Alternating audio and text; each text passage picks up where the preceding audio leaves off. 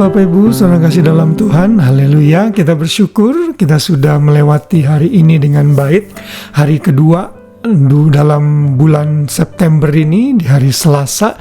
Saya terus berdoa agar Tuhan memberikan kita terus pemeliharaan dalam hidup kita.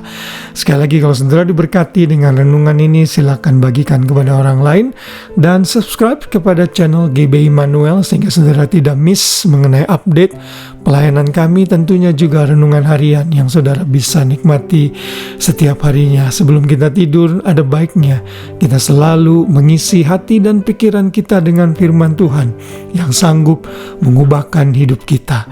Dan di sepanjang bulan September ini kita akan belajar mengenai hukum Taurat, hukum-hukum yang diberikan kepada Tuhan, kepada orang Israel, dan bagaimana kita bisa mengaplikasikannya dan mengambil pelajaran bagi kita untuk orang-orang yang hidup di era perjanjian baru, yang hidup setelah Kristus lahir, mati, bangkit, dimuliakan, naik ke surga.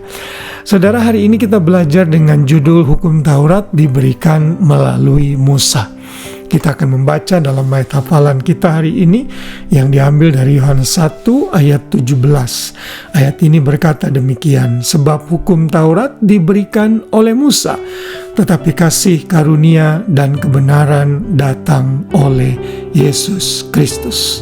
Ayat ini jelas sekali ditulis oleh Yohanes, dan Yohanes menyatakan bahwa hukum Taurat itu diberikan oleh Tuhan yang sudah kita belajar kemarin melalui perantaraan Musa, nabinya. Musa kita tahu bahwa ia adalah orang yang dipilih Tuhan untuk memimpin bangsa Israel keluar dari Mesir. Dan di tengah-tengah perjalanan itulah di padang gurun Tuhan membuat perjanjian, yaitu Law Covenant dengan orang Israel, di mana Tuhan memberikan aturan-aturan petunjuk untuk kehidupan sipil mereka, kehidupan ritual atau rohani mereka, dan juga kehidupan moral mereka. Dan jelas sekali Tuhan memerintahkan Musa untuk naik ke Gunung Sinai dan menerima hukum Taurat ini. Jadi hukum Taurat diberikan melalui perantaraan Nabi Musa. Tuhan Yesus juga berkata dalam Yohanes 7 ayat 19, ini ada dalam konteks pada waktu Tuhan Yesus masuk ke Yerusalem dan merayakan Hari Raya Pondok Daun. Di situ Tuhan Yesus berkata dalam Yohanes 7 ayat 19, bukankah Musa yang telah memberikan hukum Taurat kepadamu? Namun tidak seorang pun di antara kamu yang melakukan hukum Taurat itu. Mengapa kamu berusaha membunuh aku? Kita tidak akan belajar mengenai bagian yang terakhir, mengapa Yesus berkata sehingga mereka ingin membunuh dia, karena fokus yang saya ingin sampaikan hari ini adalah bahwa dalam ayat ini Tuhan Yesus kembali menegaskan bahwa Musa lah yang menerima hukum Taurat yang harus diberikan kepada umat Israel. Dan masih banyak lagi bukti dari ayat-ayat yang lain yang menyatakan bahwa Musa lah yang menerima hukum Taurat yang diberikan Tuhan kepada umat Israel.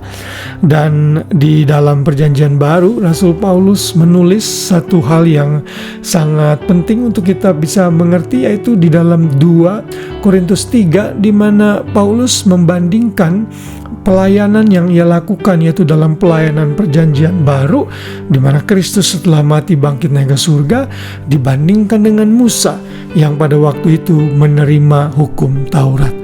Dan di dalam ayat 7-9 dalam 2 Korintus 3, Paulus mencatat pelayanan yang memimpin kepada kematian terukir dengan huruf pada loh-loh batu. Ini maksudnya hukum Taurat. Namun demikian kemuliaan Allah menyertainya pada waktu ia diberikan. Sebab sekalipun pudar juga cahaya muka Musa begitu cemerlang sehingga mata orang-orang Israel tidak tahan menatapnya. Jika pelayanan itu datang dengan kemuliaan yang demikian, betapa lebih besarnya lagi kemuliaan yang menyertai pelayanan roh. Sebab itu, jika pelayanan yang memimpin kepada penghukuman itu mulia, betapa lebih mulianya lagi pelayanan yang memimpin kepada pembenaran. Jadi di dalam perikop ini, di dalam ayat yang tadi kita baca, intinya Paulus menggambarkan bahwa pelayanan dalam perjanjian baru itu lebih besar, lebih tinggi daripada pelayanan yang diukir melalui loh-loh batu. Kenapa? Karena pelayanan yang dilakukan di dalam korban Kristus itu, di dalam kuat kuasa Roh Kudusnya, ditulis di dalam loh-loh hati manusia, di dalam roh kita, sehingga kita bisa menjadi pribadi yang diubahkan. Kalau zaman dulu Tuhan memberikan hukum Taurat melalui Musa, di perjanjian baru hukum-hukum Tuhan itu tertanam di hati kita di dalam kuat kuasa Roh Kudusnya setelah kita lahir baru menerima Yesus sebagai Tuhan dan Juru Selamat. Sehingga saat kita percaya, kita dimampukan untuk melakukan seluruh hukum-hukum Tuhan.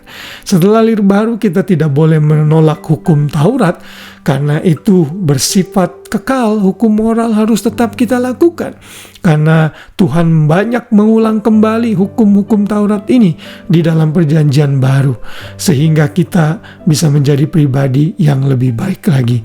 Kita melakukan hukum-hukum Tuhan bukan untuk keselamatan, tapi untuk menyadari kita sudah selamat, dan sebagai bukti dari hasil keselamatan, buah keselamatan yang sudah kita terima.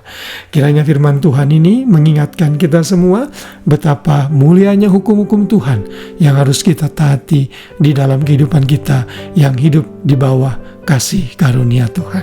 Haleluya, Tuhan memberkati kita semua. Selamat malam, selamat beristirahat. God bless you all, dan shalom.